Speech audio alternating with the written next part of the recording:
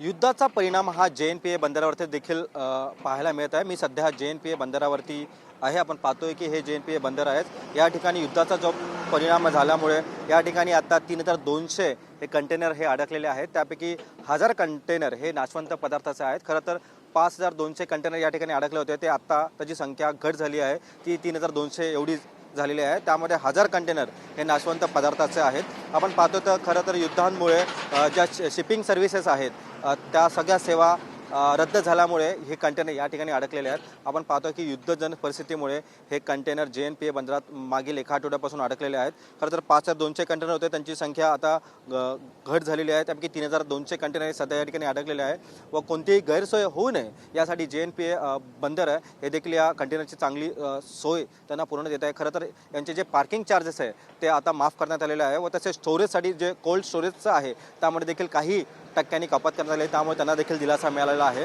मात्र हे युद्धजन परिस्थितीमुळे हे गंभीर परिस्थिती या सध्या आपणास पाहायला मिळत आहे। खरं तर 3200 कंटेनर अडकलेले आहेत, त्यापैकी 1000 कंटेनर हे नाशवंत आहेत। खरं तर ही युद्धजन परिस्थिती कधी पूर्ववत होणार आणि कंटेनर कधी निघणार याकडे कंटेनर चालक असतील किंवा पूर्ण देशाचं या ठिकाणी लक्ष आहे।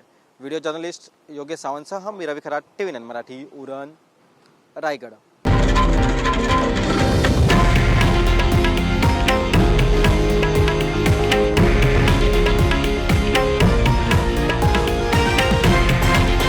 हे आहे देशातील नंबर 1 न्यूज नेटवर्क आणि आपण पाहत आहात TV9 मराठी, एकमेव।